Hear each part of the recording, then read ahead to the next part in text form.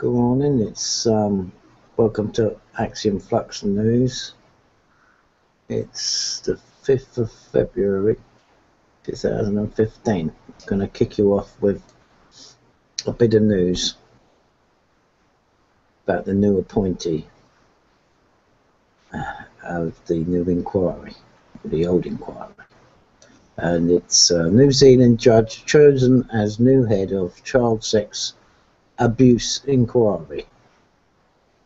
A New Zealand judge, Justice Lowell Goddard, was named as the new head of the inquiry into historical child sex abuse. The appointment follows the resignation of Theresa May's two previous choices. May said Judge Goddard was highly respected and fitted all the laid out criteria and will take on the role, from which two previous chairs had resigned amid scandal. May also told MPs that the Home Office had received 150 applications for the post, which had been rigorously sifted before Justice Goddard's appointment. The current inquiry panel is to be dissolved with new members appointed, and its terms of reference will be revised. The judge would be as removed as possible from the institutions that may become part of the investigation, May emphasised. Announcing the moves in a common statement, Miss May told MPs, "I am now more determined than ever to expose the people behind these despicable crimes." Where she is, that's the new head of the child sex abuse inquiry, or the chair, whatever. So what do we know about this lady? I've never heard of her. So we thought we'd have a little look around. Justice Lowell Goddard came up with this little site here, which is called Kiwi First. And it says here, there's a profile on High Court Justice Lowell Goddard. There she is. Looks a bit different then, doesn't she? High Court Justice Lowell Goddard. Professional data. 2014 Judge Survey Score 1 to 10 in brackets. I did 6.5 ranking out of 62. She's last in the ranking, 62nd, according to this. Yeah, just to read a little bit about it. Justice Goddard is past chair of the Independent Police Conduct Authority and now sits in the Wellington Court. She's obviously in New Zealand. Officially, she has overseen significant change as the authority publicly portrayed itself as a transparent, investigative and reviewing agency of serious complaints against the police. The reality is different. Justice Goddard held up and concealed a number of serious complaints against police. Many have never been made public. An infamous example of one which is police and prevention of a peaceful protest against a 1999 trip to New Zealand by the Chinese president. Goddard's report, while agreeing with the Internal Affairs finding that the police action was unjustified, was not issued until 8 years later, when Deputy Solicitor General Lowell Goddard refused to release evidence that former Judge Michael Lance was guilty of perverting justice in a police prosecution of his son Simon's business partner, claiming it was not in the public interest to allow the prosecution. The police inspector at the time sought release of the file, which Goddard and John McGrath refused. Judge Lance later became Goddard's deputy judge at the IPCA, demonstrating a level of audacity which is rare, even by New Zealand standards. Lance retired in disgrace shortly afterward when it was reported he was keying cars parked in front of his Takapuna apartment. Lance was prosecuted and judged trial and let off. Insiders concede the IPCA became a more opaque political agenda agency under Justice Goddard, with legal exceptions asserted to prevent disclosures of information under the Information Act and Privacy Act. Much of the agency work is cloaked by tight secrecy. Justice Goddard is believed to be the first Maori woman to have served as a High Court judge, member of the Criminal Division of the Court Appeal.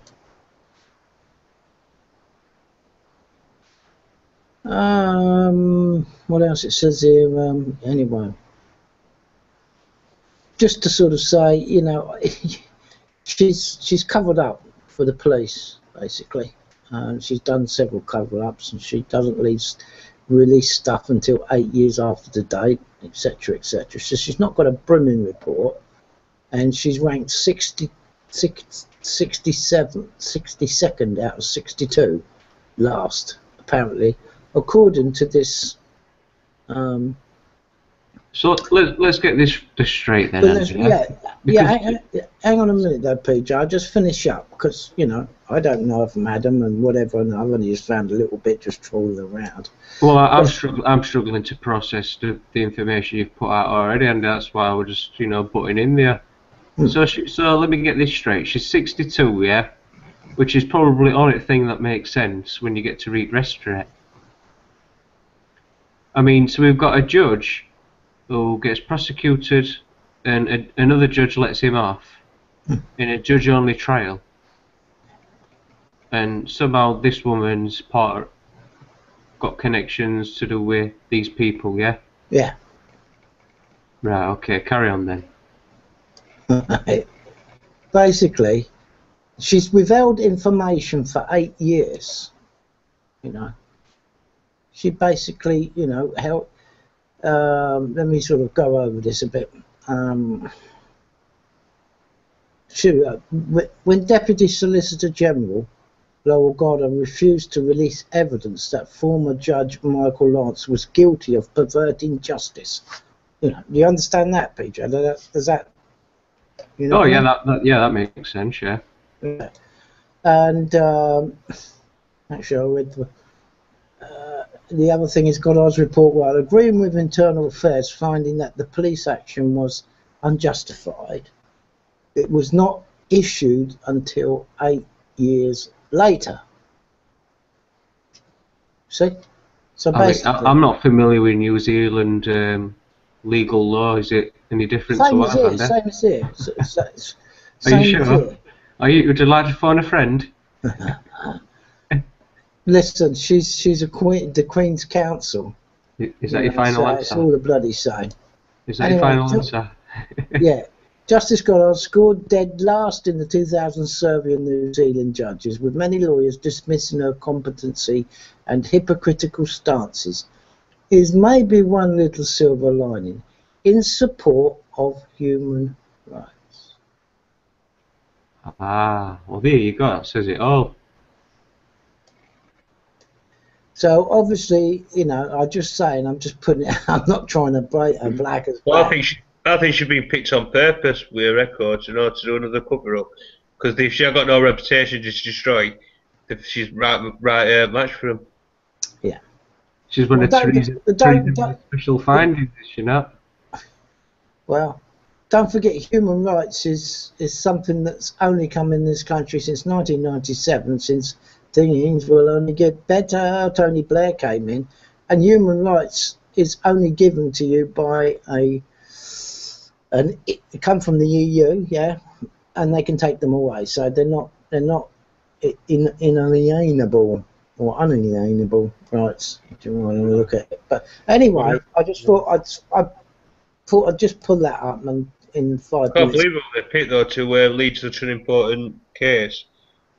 Well, she's 62nd out of this legal, you know, score data. Yeah. And, I mean, they must have seen all this. Yeah, and she's covered up stuff. So I'm surprised Google's not removed it.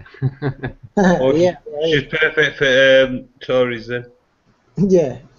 Anyway, like I say, whatever. Legal news from New Zealand. It's all that about. I don't know. Anyway, moving on. I'd never heard of her, and I don't expect many people have. And I was like, well, I just pulled something up there. She doesn't seem a person that I'd really want to get to know, to be honest. No, neither to me. Anyway, moving on. This is sad. Pensioner killed himself after benefit changes left him owing 800 quid. 800 quid. A vulnerable pensioner took his own life after council bombarded him with demands for money when he became confused with changes to the benefit system. An inquest heard how the AOP drove himself to the Cheddar Gorge in Somerset, where he took his own life by setting himself on fire. The Independent reports a retired gardener took his own life after begging for help when changes to his benefits left him owing more than £800 in a case that highlights the bureaucratic cruelty of the welfare system. Malcolm Burge, 66, killed himself at Cheddar Gorge, Somerset, after being pursued for the sum by his local authority. An inquest into his death was as heard. He had previously written to Newham Council telling them he was depressed, stressed and suicidal. I have no savings or assets. I'm not trying to live. I'm trying to survive. I can't remember the last time I had £800. West Somerset coroner Michael Rose said he would write to Newham Council to encourage them to establish a system to help the most vulnerable residents deal with benefits system after examining the case of the pensioner who took his own life on the 20th of June last year. Letters presented to the inquest revealed Mr. Burge had tried repeatedly to seek out and telephone the council but had been bounced around an electronic switchboard. Government changes to welfare in January 2013 meant his weekly housing benefit paid by Newham should have been slashed from £89.39p to £44.75p. But this was not implemented due to a backlog at the authority. Mr. Burge continued to receive the higher amount and was shocked when the authority issued a demand for an £809.79p overpayment. Describing the case as tragic, the coroner said Mr. Burge had obviously been caught up in the change of the benefits system. In fairness to the council, they have admitted failure due to a backlog. How big a one. Mr. Rose continued, people of this age don't always have laptops or iPads and can't use the internet. It is almost an excuse now to ignore one's responsibilities and say, look up the website. In his ruling, Mr. Rose criticised the response of Newham Council, which sent 10 letters asking for money. They didn't fully address Mr. Burge's queries and their tone was not appropriate. He said it seems clear he was a man who needed help and was in distress. Unfortunately, Newham Borough Council were unable to give it to him. There was no deliberate attempt to avoid payment. He was overwhelmed by the sum. The council were overwhelmed by the number of cases they had. The coroner concluded that Burge had taken his own life. How many others has there been, PJ? Dom? How many others have there been? Eh? Quite How a lot. many others? No different to Stephanie Bottrell None at all. in her story. And how long are people going to put up with this? I don't know. Can you take another 5 years at Tories, Andy? I don't know. It doesn't matter. They're all monkeys, aren't they? Doesn't matter whether they're Tory, Labour, Liberal, UKIP. I mean, that's good to hear about the coroner who said he's trying to establish a system to help the most vulnerable. That's pretty good. At least he's doing something about it, separately from, his normal day-to-day job. Well, it's a shame he didn't rule against the council, though, but he won't do because it's part of the tradition. He says he's wrote to the council to encourage them to establish it. All right, so he's not actually establishing it himself. No. He's not ruled against them. It was suicide. He took his own life. That's that. That was to blame. They got heavy, The council were inundated, and these things happen. Yeah, sure. System error. Yeah. It's the same as them not ruling on the side of the people and ruling on the side of the banks, because they know full well if they rule against the banks, then the whole bloody house of cards and charade comes down, as it should do, because it's fake. Anyway, I'm going to move on. I'm livid.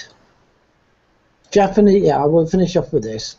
Japanese robots to deal with customers in banks. You probably know of this, you guys. It's been coming for a while. One of Japan's biggest banks is preparing to use robots to help customers with various daily banking tasks when they visit. If successful, they will roll out the scheme to other banks across the country. The Guardian reports, equipped with a camera on his forehead, Neo is programmed to speak 19 languages. He analyzes customers. He analyzes customers' emotions from their facial expressions and tone of voice, enabling him to it is a robot, he and him, to greet customers and ask which services they need. The 5.4 kilogram robot who was born, is a robot in Paris. It's not human, you know, hello. Born in Paris in 2006, lived up to his billing with a faultless interaction with an English-speaking customer during a presentation in Tokyo this week. Well, hello and welcome. Well, that's kind of weird, that, Andy, because I'm just going to pinch screen off you here while I show you this. I'm finished. Yeah, but look, this is Neo, yeah. It's a common feminine Japanese given name, which is occasionally used by men. It is also short for these names: Naomi, Neiko, you know, women's names. Yeah. So this is just, you know, completely. Well, it's not. Yeah, well, yeah, but it's a robot, for crying out loud. It's a piece of synthetic junk. It's a he-she robot. I don't know what it is. It's just a piece of junk, a piece of garbage. Now I'm getting stuck now because my screen's getting stuck. I'll finish this off now, PJ. Yeah, go on then. Mitsubishi, which... Oh, hello and welcome, Neo said. Can I tell you about money exchange or money changers? Money exchangers, money changers. ATMs, opening a bank account, getting ripped off. And, of course, overseas remittance. Which would you like? Mitsubishi UFJ is one of the several Japanese firms that are investing in non-human resources amid calls by the Prime Minister Shinzo Abe, Abenomics, isn't that? Print. For the country to embark on a robot revolution, we've already embarked on a Fiat revolution, to counter the country's shrinking workforce and boost growth. Shrinking workforce, right? Nestle Japan, I'll come back to that in a second, I'll finish off with it. Nestle Japan has announced plans to employ Pepper, another Aldebaran SoftBank. Aldebaran. Oh, there you go, Andy. You've hit it there. Aldebaran. That sounds familiar. Aldebaran SoftBank. What's all that about? Emotional robot to sell its coffee machines at up to 1,000 outlets by the end of the year. The 120-centimeter tall android already works as a shop assistant at SoftBank mobile phone outlets in Tokyo, a move its chief executive Mayoshi Son described as a baby step on our dream to making a robot that can understand a person's feelings and then autonomously take action. Well, first of all, let me just go there. Shrinking workforce. Shrinking workforce. What does that mean, PJ? I'll tell you what that means. That means in 15 or 20 years' time, a lot of Japanese people won't be alive. Yeah. You know why? Well. You know why. But, well, I'll leave a few comments if anybody listens to this. What shrinking workforce and boost growth. There's loads of clues in this little article, although it's quite innocent about robots. Don't you think, PJ? Well, it says it all, the transhumanism stuff, doesn't it? It's just staring at it. It's going to be looking at you everywhere you go. I don't know. Anyway, that's my articles for tonight. And of course, people can say, well, there's nothing to look into that, Stavo. It's just what it is, and fine. That's their opinion. Because it's all about opinions. But do leave some comments, anyone. That'd be nice. Anyway, right, that's me done. I'll stop sharing. Okay. Bring mine up.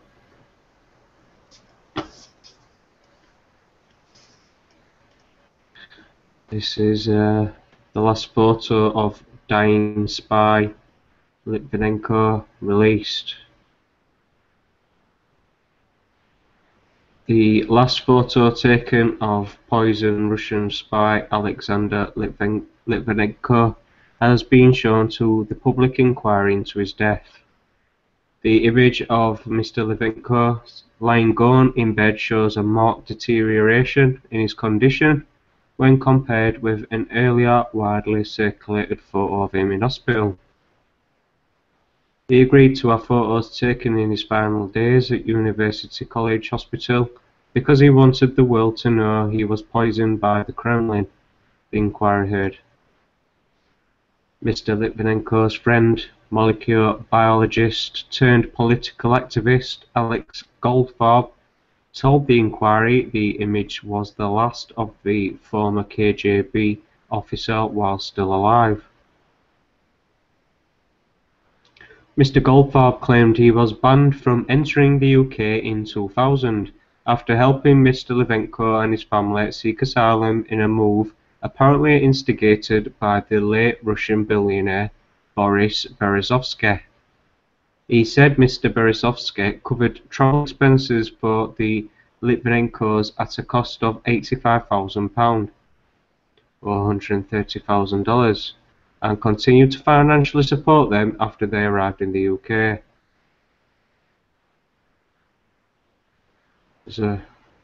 Looks like a short video here. I'll give this a little play for you. Оказание помощи и содействие в подготовке инструкторов и командиров подразделений специального назначения. В период формирования новых отрядов специального назначения внутренних войск Министерства внутренних дел Российской Федерации инструкторско-преподавательским составом учебного центра совместно с офицерами командования внутренних войск и отрядом специального назначения. As you can see, troops are shooting the Litvinenko targets. The inquiry also heard that Mr. Litvinenko told police from his hospital bed he had feeling 2 Russian men now suspected of his murder wanted to kill him.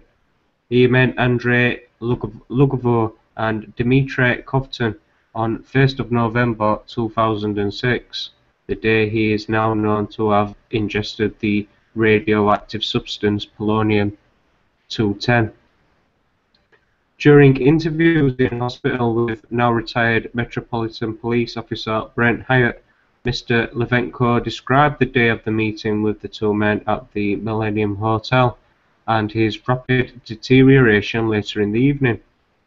Mr. Litvinenko said he drank tea from a silver teapot in the presence of Lugovoy, but it was nearly cold, and he did not like the taste, so only took 3 or 4 sips. He told police, when I left the hotel, I was thinking there is something strange.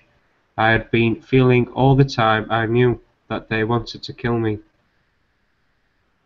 Police photo evidence from the inquiry. The image above. Mr. Litvinenko later described to police how he fell ill and realised he may have been poisoned. He told them the vomiting didn't stop and I started having foam out of my mouth and also bits of stomach with blood started coming out, and I realised I had been poisoned. Mr. Litvinenko was also asked about a meeting he had with an unidentified man at the Piccadilly branch of Waterstones on the 31st of October, the day before the suspected poisoning. It is now understood that man was Martin, an MI6 officer to whom Mr. Litvinenko reported. The Russian dissident drank hot chocolate and ate 3 pastries while the man drank a coffee, the inquiry heard. There's a Litvinenko speech, also here from London, short video. My name is Alexander Litvinenko. I am from KGB and FSB office. My difficult, very, my speech is difficult for me. Can I use translator? Находясь в этом зале, я считаю, было неудобно не сказать то, что я знаю. I think because I'm here, I should really speak up and tell you the fact that I Я know. не собираюсь этого скрывать, и я хочу сказать это в присутствии прессы, и журналисты могут об этом написать, ссылаясь на меня. I don't want to hide anything, and I'm quite happy for the media to cover this. Здесь прозвучал прямой вопрос, кто убил Аню. Somebody has asked here directly, who is guilty of Anna's death? Who has killed her? Я даю прямой ответ. Аню убил господин Путин, президент Российской Федерации. And I can directly answer you. It is Mr. Putin, the president of the Russian Federation, who's killed her. Почему я так считаю? Я назову факты, а выводы вы сделаете сами. And I can tell you the facts, and you can make your own conclusions. Я дружил с Аней Политковской в течение 3 лет. I have been her friend for 3 years. У меня были с ней очень хорошие доверительные отношения. Have very close links and ties with her. Почти каждый ее приезд в Лондон мы с ней встречались. Every visit to London, I met her. Она была у меня дома, знала мою жену, моего ребенка. And she visited me at home. She knew my wife, my child. И она очень часто спрашивала меня по поводу ФСБ и их методов работы. And she asked me about the FSB, the Russian Secret Service, about their methods. После выхода книги «Путин's Russia» After her book was published, her book Putin's Russia, в отношении Ани усилились угрозы из Кремля. she had quite a number of threats which became more frequent directly from the Kremlin. В одну из последних встреч она меня спросила: скажи, они меня могут убить? And during our last meeting, one of our last meetings, she asked me directly, can they kill me? Do you think they can kill me? Я говорю, конечно, Анечка, могут убить, и я вообще советую тебе уехать из этой страны хотя бы на время. And I told her, quite frankly, yes, they can, and I really suggest that you leave the country for at least a moment, for a period. Она мне сказала, что угрожал Путин. She said that Putin threatened her. Он ей передавал угрозы через Хакамаду. He had passed the threats via Irina Hakamada. Почему? Потому что Аня, она дружила с Хакамадой. Because Anya was a friend of Irina А Hakamada. Хакамада бывала в Кремле. And Hakamada used to frequent И the Аня Kremlin. сказала, что ей была угроза лично от Путина. And she was told that the threat was directly from Putin. И я этого не скрываю, я готов это заявить в любом суде, под любой протокол. Можете писать, ссылаясь на меня. I'm not trying to hide anything, so I could be witness in court. You can actually directly quote me. Вы знаете, я в свое время работал по делу об убийстве Листьева. I used to work on the Listyev case, on his Я murder, собрал доказательства того, кто убил Листьева.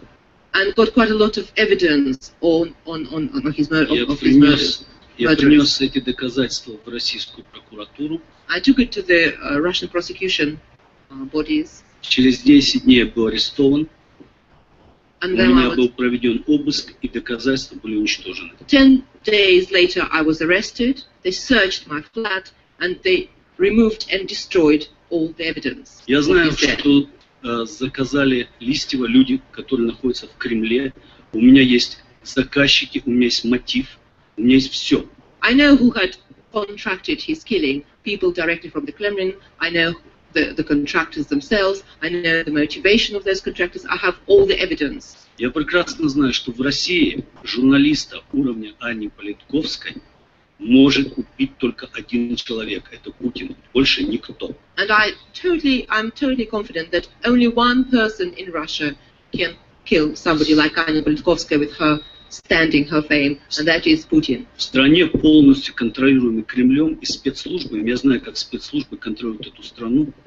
I know that the special services control the country entirely. I know how tightly they control it. Журналиста уровня Политковской без санкций президента Российской Федерации не тронет никто. A journalist of her level, of her standing, could not be touched without the sanctions from above, from the president himself. Во времена КГБ без санкций Политбюро ни один офицер КГБ не мог подойти ни к одному человеку. Without a Politburo Я имею in the диссидентов. former Soviet Union, no KGB official could actually touch with a barge pole a dissident. So they had to get the sanction of the Politburo. Аня была политический враг для них, и ее убили из-за этого.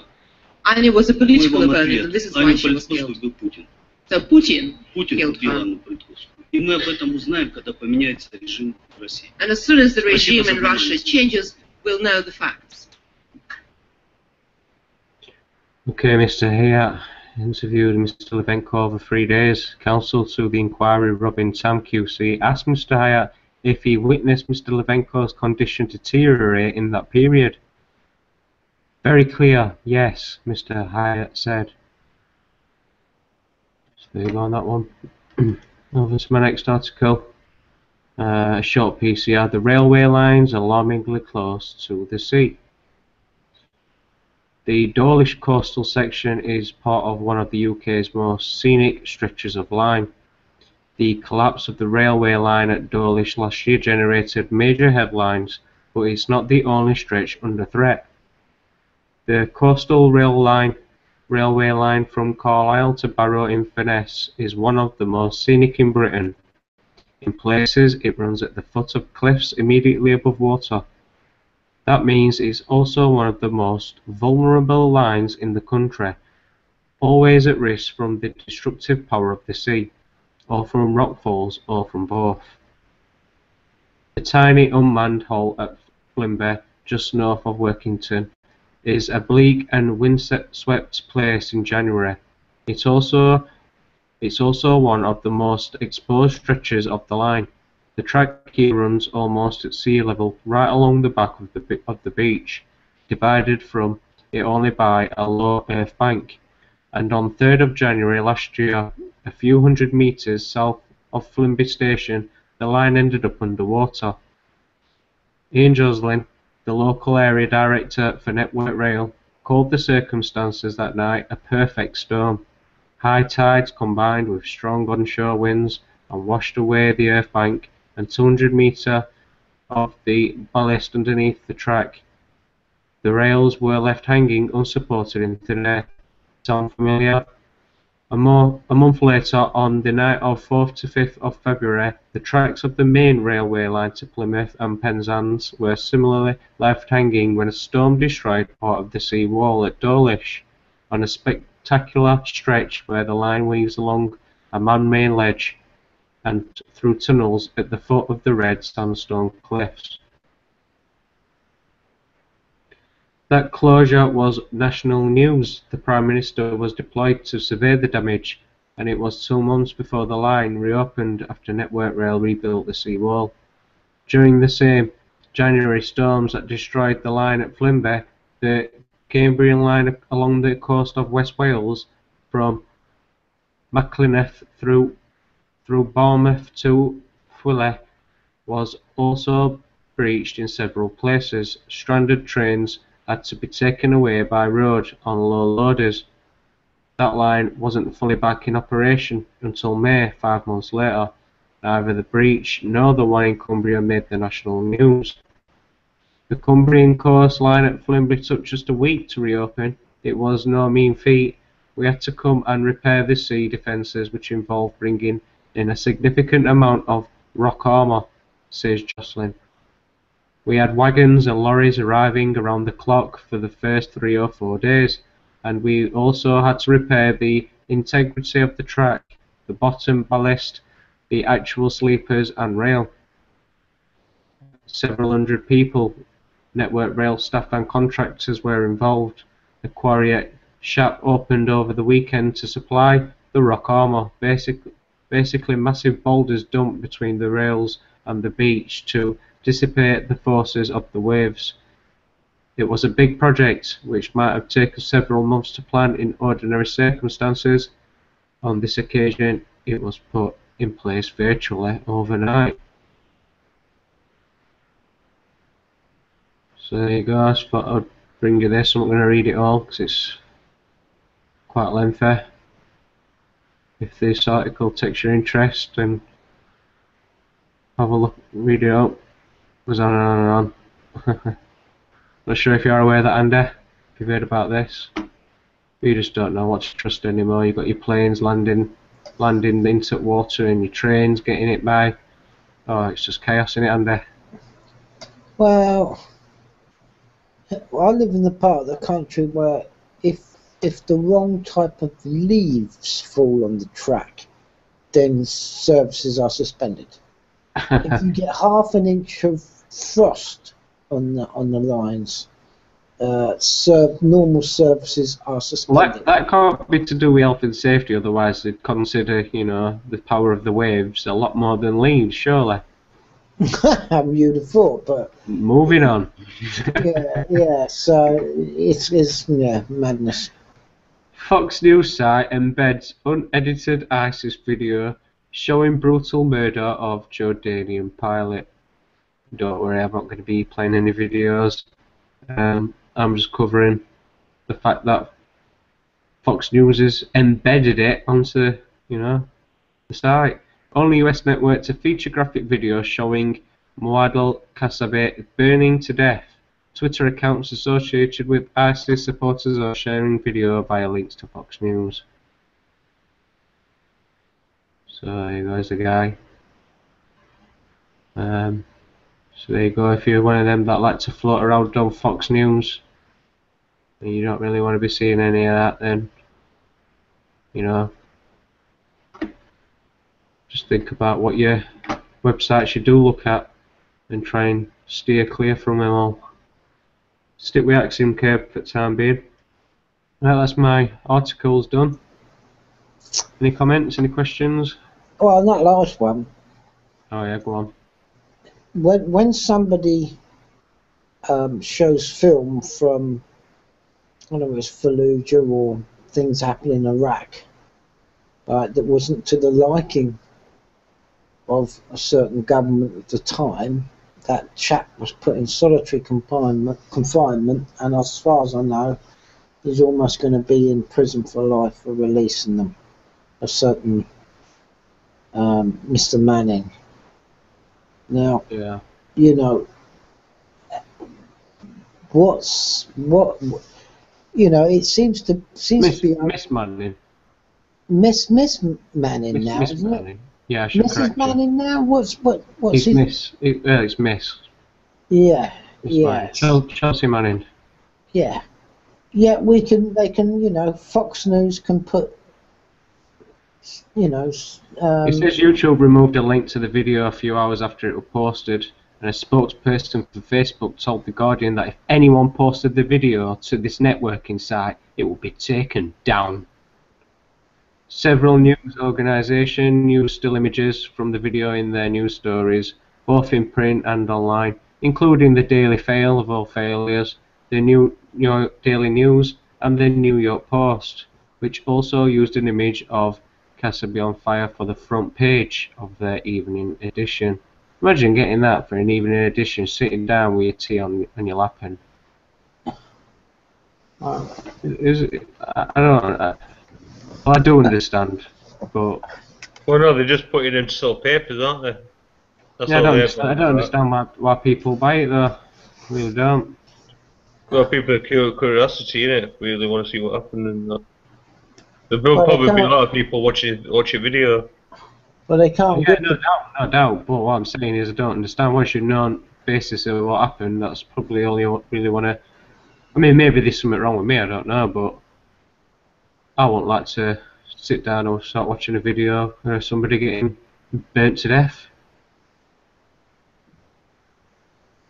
Well, they didn't show the fellow in Tunisia, did they? Who started the Arab? Well, this could be a new thing for Islamic State. Instead of beheadings, it could be setting them on fire. Never know. It could be a new thing. This guy allegedly or apparently is supposed to have been a Muslim himself. So there's So that's probably why he got different treatment then. Possibly. You get beheaded for certain crimes, don't you? So what is crime, whatever it were, we probably would burn to death. Well, there you go, guys. That's the call it what you will. As for the Litvinenko thing, Yeah. I couldn't quite understand it at the time when it was, you know. when it was ongoing. You know, who was Litvinenko? He was a spy. Alright, he was a spy, so he was a double agent, or what? He was a Russian spy. Yeah, he was a double agent. He went to M16 and apparently he turned to a double agent. Yeah, but that's that's the story. I don't know all the facts. It's not really something I'm well on. So it's very unusual for a spy to be done in by another spy, is it? Well, I think he was accusing Putin of being a paedophile, weren't he? Well, I'm just saying, is it in espionage? Is it quite a safe profession to be in? Like, you know. Well, I'm sure the criminals behind the scenes, isn't it? That's some mafia behind the scenes. That's why agents. Yeah, but if you hear of a double agent or a spy being knocked on the head in China or Russia or wherever, you'd say, well, that's about par for the course. I mean, that spy what got found in that suitcase. I mean, that just went away. That story. But I mean, what's the purpose? I couldn't quite work out at the time. I thought, yeah, he was a spy, he was a double agent, and he's been done in by the other spies, and this is espionage. Years ago, there was something called the Umbrella murder in London with a Russian spy, jabbed him in the leg, done him in, and they said, well, this is espionage, this is what goes on in the Secret Service, when one spy does another spy away. I can't understand what the big uproar about it is, apart from it's not very a humanitarian thing to do, is to poison somebody with a dose of polonium, but at the end of the day, it is what it is, isn't it? Well, Russia's supposed to be democracy, aren't they? You don't really act like that, eh? But we are not. Well, I don't think we act like that. Well, we got our spies don't kill it. The spies that the Western democracies have don't go around bumping people off. Then, Dom. The guy turned out to be an MI6 agent. Yeah, I just think I didn't understand the story at the time, and I still don't understand it. What's the horror about it, other than the poor fella got... Well, they think he has some valuable information, but if he did have valuable information, I don't know why he didn't tell it out when he were on his deathbed. Anything what we had not heard of, like... Yeah. We've not really said much. All he said is that I want to know that Putin has done this. He's killed me off. He's not really giving no information out. Anyway, yep. Well, thanks, PJ. No worries. Over to you now, Dom. Your articles when you're ready. Yeah. You're ready. Yep. Yep. South Yorkshire Police officer suspended over claims he used force helicopter to film activity at dogging spots. This is South Yorkshire. This is where I'm from, Sheffield. So I see this helicopter a lot going over the house. Nearly every day, so it's probably this man what's wearing it. A South Yorkshire police officer has been suspended over allegations he used the force helicopter to over dogging spots to video people having sex. Adrian Pogmore, age 48, was suspended in December over unauthorised use of forceful visual recording equipment, police chiefs have admitted. An investigation is underway into allegations he recorded activity at dogging spots and took the footage home to watch. The allegation led to a search of his home in Rotherham, which is just next to Sheffield, but police chief said no footage was found. It is claimed the father of two used police thermal imaging recording equipment while hovering above dogging spots while on official police duties. It seems that he's broken up with his wife. Well, it says here, PC Pogmore is said to have reported to bosses following the breakdown in his marriage. What I read earlier is that his wife apparently dobbed him into police. They searched his house, but no disc was recovered. So I think don't think this will go any further. I don't know if he'll get his job back. This is it. The pilot is employed by the National Police Air Service, and his involvement has been investigated. No misconduct was identified. This report will be referred to MPAS for their consideration. Ah, so he's only been suspended as up to now then, yeah? He's suspended up to now, yeah, but I think he might get his job back because they've searched his own. No being found. There. I mean, this is all based on his wife's words that she's dubbed him into police after they split up. She's dubbed him in. He's been, but I don't know. I think he might get away with this one. He could have done it. He might not have done maybe it. I think he'll get away with I had an incident with an helicopter about a year ago now, and he must have been between 200 300 feet up in air, deliberately for no reason at all, just blowing all the plant pots off the back garden of my sister's. You know, as you can. I don't know if you were there that day. In fact, no, you weren't there that day. But anyway, they misuse that helicopter. I've witnessed it myself, so I know exactly what they're like. Time wasted. Had that incident with the guy who got arrested for stealing a stick out of a wood, you know, for his kid to play with, and he ended up getting a knock on his door. Helicopter flying above him at that. A bit of thinking about these helicopters, they actually give out, the light they give out is actually equivalent to 30 million candles. That's quite a lot, that. 30 million candles. Oh. Yeah, that's what I read it on this story on another website earlier on. Is equivalent to 30 million candles, they're like.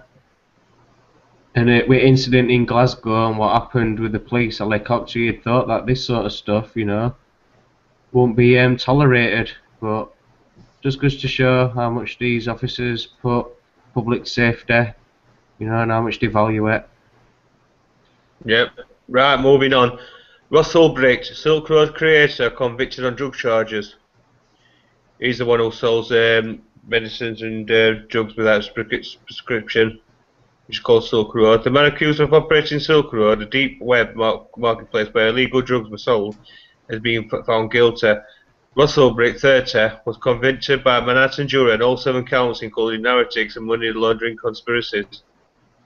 Prosecutors said more than 1 million drug deals took place on Silk Road, earning Ulbricht about $18 million in bitcoins. His defense lawyers had argued he was framed for much of the site's activity and had quit the site. The jury deliberated less than a day before handing down the verdict. Ulbricht faces up to life in prison on the charges. Ulbricht's arrest and conviction, and our seizure of millions of dollars of Silk Road bitcoins, should send a clear message to anyone else attempting to operate an online criminal enterprise, US Attorney Preet Bharara said in a statement. The supposed damage of the dark web is not a protective shield from the arrest and prosecution. This is a picture of Ulbricht, who denies the charges. His supporters are here, who's maintained that he's innocent. Couple out there. Few there, yeah. Defence lawyer Joshua Drottel argued in closing statements that Ulbricht had started Silk Road but quit soon after creating it. The trial had heard that Ulbricht was a perfect fall guy for the true owners of the website. But Assistant US Attorney Serin Turner argued Ulbricht was willing to do anything to protect Silk Road. Emails showed a man willing to spend hundreds of thousands of dollars on contracted killings to remove threats from the operation, the lawyer said. Ulbricht was arrested in October 2013 and had pleaded not guilty to 7 charges of narcotics trafficking, criminal enterprise, computer hacking, and money laundering. When the verdict was announced, his father dropped his head in his hands and his mother left the courtroom, complaining that defence had been barred from producing evidence that would help her son. So yeah, this is Ulbricht there, facing many years behind bars. There's your no justice in your honour, Andy. I mean, Silk Road was very successful, wasn't it? I've heard about Silk Road before. Well, if you go down there, Dom, go down a bit. It was the last couple of paragraphs below his picture. What was it say? Where does it say here? Ulbricht was arrested. Oh, it's gone again. Oh, that's it. Down a bit. Down a bit, Dom.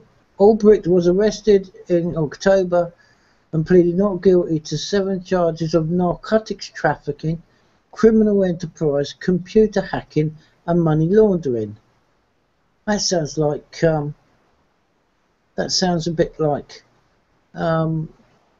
Should we say? Certain organisations and corporations, doesn't it, PJ? Oh yeah, for sure. Oh, definitely. So it's fair. He should represent him if he is guilty. I think He should be the spokesperson for him. Yeah, I think quite a few countries' economies rely on such businesses. I'm not going to mention names, but or whatever, but it seems like there's a lot of people in that. Anyway, yeah, go on. I just found it amusing that. Yeah. This hidden site has been seized. Yeah, good stuff, Dom. I'll be following the Silk Road story to see what happens to him. So yeah, keep us informed. Yeah, we'll be. Okay, guys, that's about all we've got for this morning or evening, depending on where you are. But do keep in tune with the Axiom YouTube channel for more Flux news coming your way.